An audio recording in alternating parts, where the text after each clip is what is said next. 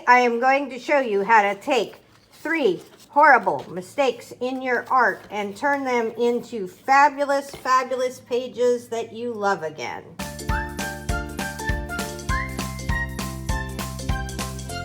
Here is another way to fix a messed up journal page. I have just a paintbrush and I have my man in the moon. And you may think that's an amazing page, but I'm practicing my writing. And I have found out that I do not like my script writing. Not that I don't like my script writing, I think it's fine, but I've been doing all different kinds of writing styles, and I found others that I like better. So I'm gonna fix this page. I don't like what's going on here. This is a tuck spot. I want it to be less kitty cartoony, and I want it to be more realistic, you know.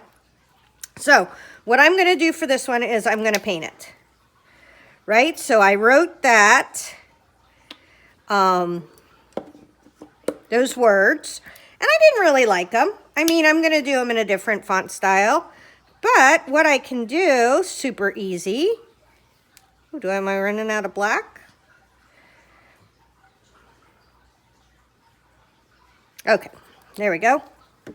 What I can do super easy is paint over them, right?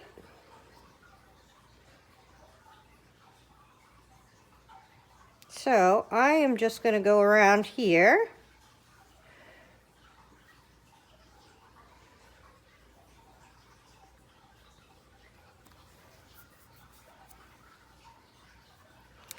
And take a little bit of paint.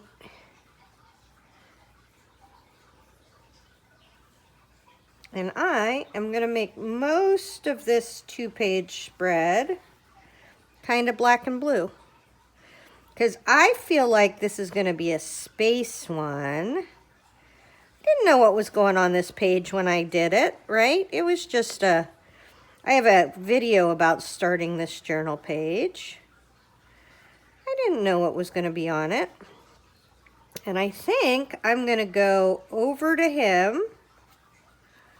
Right, over to him.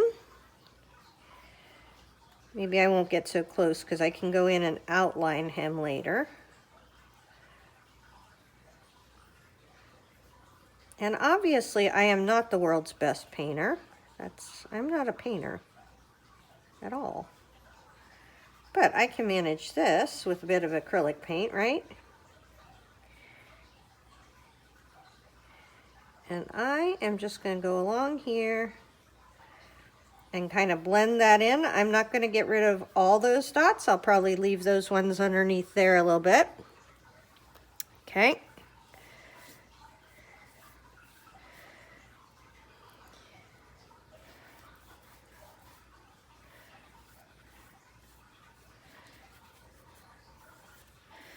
And I don't like squigglies like that. I like things to be linear.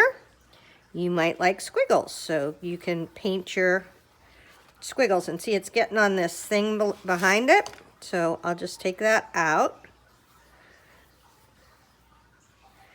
Like I said, I'm not going to go all the way down here. Maybe I'll just go over here, but I won't do as much.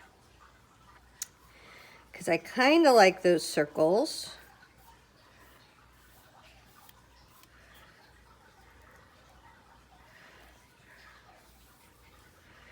I'm just doing this real quick because I'm going to go, today I have a bunch running around to do. So I need to get some paint on here so it can dry so I can take my art journal running with me. Okay, so that is painting over a bad page. I will probably let this dry for just a minute and maybe do one more coat. Ooh, I love how that, ooh, hold on. I love how having extra paint went there. How did I do that? Did I just have a lot of paint on my brush? Painters, what did I do to make that happen? There we go. We're kind of getting rid of that. Maybe I won't need to do a second coat because I'll be writing over this or doing something over it, right? All right, there we go. We're done. Okay, so I'm fixing another journal snafu. I'm at my daughter's volleyball game, and what I'm going to do is, I had made that this is going to be fun box and things, and I decided I wanted to change that up. So for this one, I am going to use washi tape to cover that up. Now, because it's brown, I'm going to use Tim Holtz washi tape. I'll show you how this one comes out at the end. While I was at the game, I did these ones over here. Now, I would normally not do washi tape so close to there, but because I had to cover up that stuff, I'm going to just go along here. But then, wait for it. I thought, why not put it down here too? And then it'll make it seem like it really was supposed to be there from the start. So this is one of those things, when you mess something up, you can make it look like it was on purpose by making it a feature somewhere else on one of your pages. So there you have my handy dandy tip for how to fix a mess up with washi tape. All right, so I got my washi tape down. I did kind of an up and downy version, nothing specific. And then you can, if you flip it over this way, you can cut it off easier, but because that's the lefty way on the lefty page, it might be easier to do the long way from the front.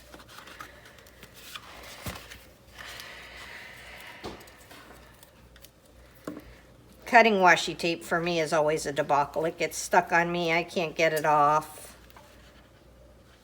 It's a little bit of a horror story.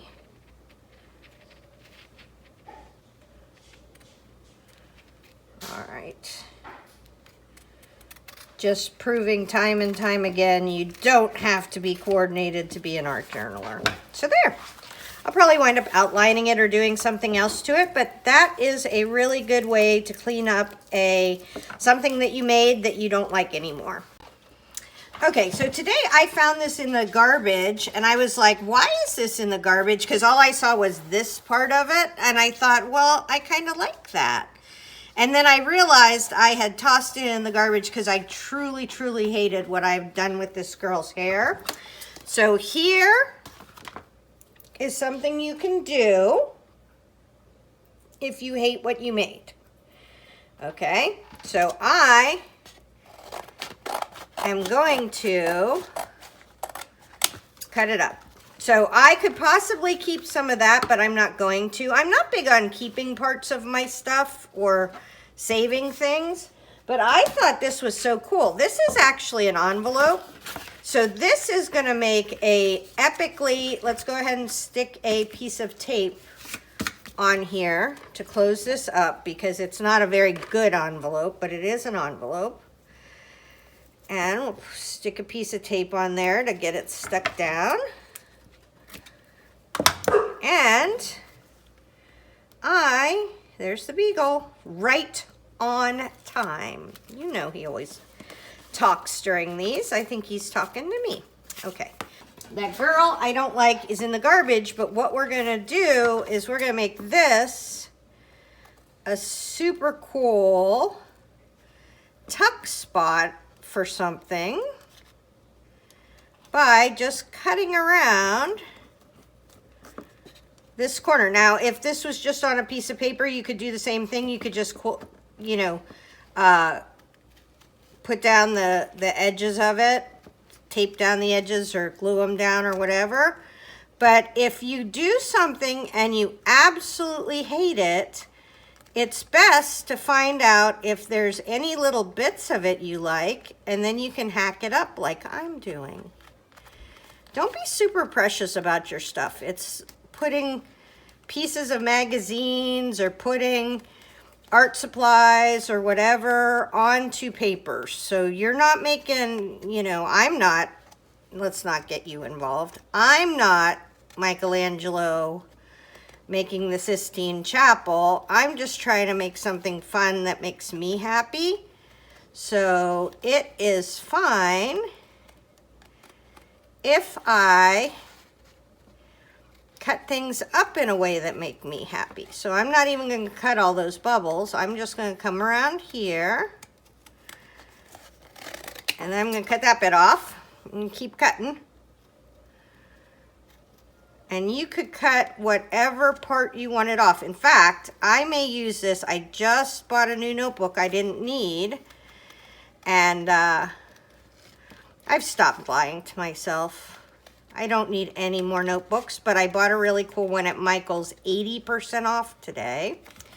And I was thinking to myself I should have a theme for it, so I think I might have crazy tuck spot, pouches, all kinds of different things in that journal. All right, we're gonna come over here.